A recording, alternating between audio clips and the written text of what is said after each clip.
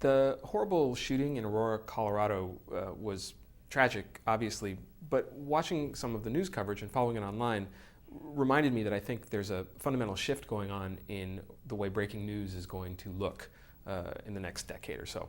I was thinking about this because in the minutes and hours right after the shooting, network news had no problem turning to social media feeds of the people who were there and the guy who they say they think did it, because they didn't have anything else, right? Even before they had people on scene or while they had people just coming on scene.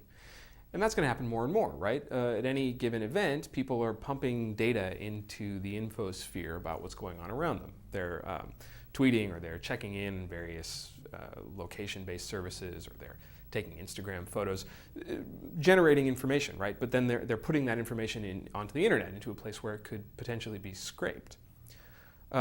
So combine that with the fact that now we can see those locations because of things like a Google Map or Google Earth or any of the other mapping services, or even the high-end surveillance satellite kind of stuff that a place like Esri will have, right?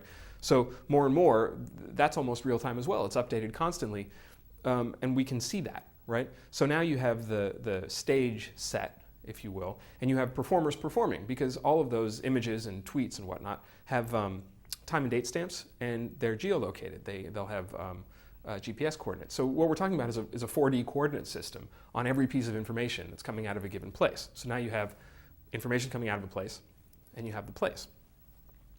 Now, there's a conversation going on in journalism now about how to cover breaking news, whether it makes sense to have the sort of pulse beat of an analyst like sitting behind a desk doing sort of what I'm doing now, actually, saying, this just in with the headset on.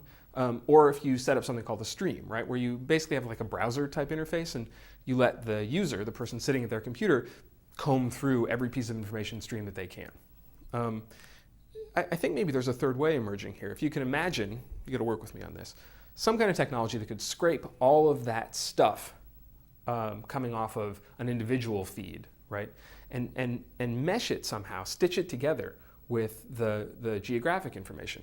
So I'm thinking about something that looks a little bit like maybe photosynth or similar applications where you can take a lot of pictures of a room, let's say, and the software will stitch those together and create an immersive environment.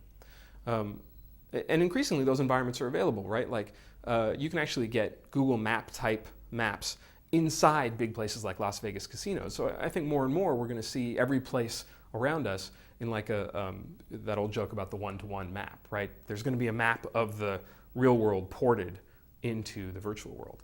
And you'll be able to overlay breaking news events on top of that as they happen. So what I'm predicting here is, instead of waiting for the network news to break into a TV show, you'll actually be able to have an immersive environment created by that breaking news event. I think that next time news breaks, and hopefully it won't be something as horrible as what happened in Aurora, we won't just be able to watch it, we'll actually be able to be there.